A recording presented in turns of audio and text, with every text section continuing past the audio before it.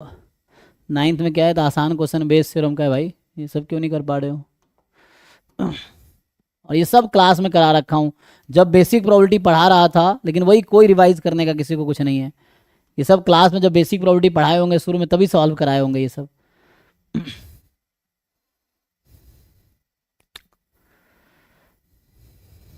लेकिन दिक्कत ये, आधा बच्चा देख के ही छोड़ देगा, इतना लंबा क्वेश्चन है, वो देख के ही उसका पेशेंस खत्म हो जाएगा, नहीं मेरे बस का नहीं है।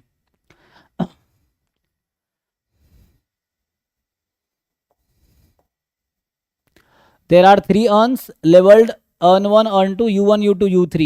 U1 contain, so U1 contain 2 white, 2 black, और U2 contain 1 white, 3 black. U3 contain 3 white, 1 black. Consider 2 coins with probability of attending head in their single trial is 0.2 and 0.3. तो दो कॉइन है, पहले पे हेड आने की प्रोबेबिलिटी 0.2 है, दूसरे पे हेड आने की प्रोबेबिलिटी 0.3 है, इस तरह से है।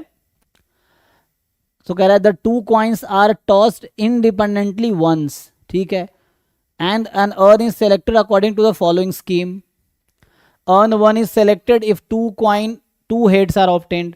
तो भाई पूछ रहा है कि अर्न 3 हमारे पास बैग है, उसमें से पहला बैग कब चूज करूंगा, हमने 2 कॉइन को टॉस किया, दोनों पे हेड आ गया तो फर्स्ट अर्न या फर्स्ट बैग चूज करेंगे, अभी बैग बोलता हूँ। तो दोनों पे हेड क्या आएगा, तो पहले पे हेड आने के 0.2, दूसरे पे 0.3। तो ये सब क्लास में नहीं कराए, मतलब जो बच्चा है या शुरू से अगर होगा तो कई बार करा रखा है।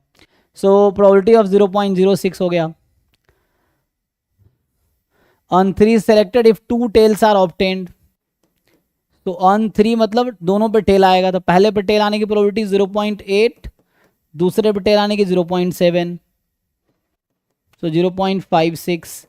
अदरवाइज अर्न 2 सेलेक्ट होगा, सो अर्न 2 सेलेक्ट होने की रिमेनिंग प्रोबेबिलिटी, तो 1 में से घटा दो दोनों का सम, तो 56 प्लस 6 62, तो 62 घटाओगे 100 में से, सो 0 पॉइंट कितना आएगा 38। सो ये हो गया। तो अर्न 1, अर्न 2, अर्न 3 सेलेक्ट करने की प्रोबेबिलिटी मुझे पता चल गया। अब पूछ रहा है कि a ball is drawn at random from the selected one. तो पहले तो क्या होता है, मेरे पास 3 बैग्स है, एक बैग या एक अर्न सेलेक्ट करना है, उसके बाद मुझे एक बॉल ड्रॉ करना है। Then probability that urn 1 is selected given that ball is drawn is white.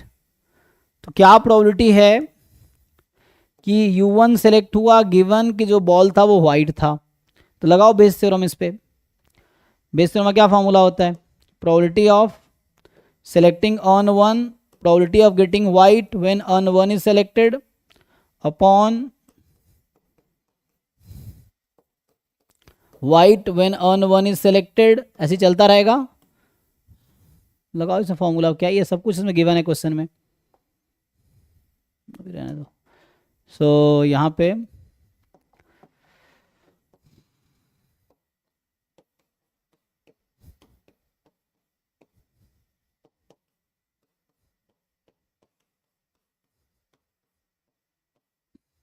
अब देखो सारा इन्फॉर्मेशन क्वेश्चन में नहीं है, क्वेश्चन में सब इन्फॉर्मेशन है, पुट करो 1 by 1, लिख ही रखा मैंने देखो। तो अर्न 1 सेलेक्ट करने की प्रोबेबिलिटी 0.06। अगर अर्न 1 सेलेक्ट किया तो वाइट आने की क्या प्रोबेबिलिटी है, कितने वाइट है, 2 है 4 में से, तो ये तो न्यूमरेटर हो गया, अपॉन सेम चीज यहां आएगा,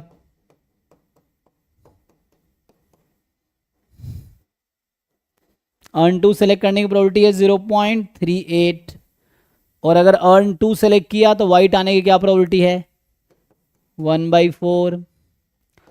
अर्न 3 सेलेक्ट करने की प्रोबेबिलिटी है 0.56। अगर अर्न 3 सेलेक्ट किया है तो क्या प्रोबेबिलिटी है वाइट आने की 3/4 है ना, 3/4। करो भाई सिंप्लीफाई इसको। ये सब 12th क्लास का क्वेश्चन है, जाके तो एनसीईआरटी में ऐसे बड़े पड़े हैं क्वेश्चन, क्लास 12th के एनसीईआरटी में बेस थ्योरम में टोटल प्रोबेबिलिटी पे ऐसे बहुत सारे क्वेश्चन हैं वहाँ पे। ऑप्शन ठीक है भाई, सॉल्व कर लो। ये आएगा 6/109।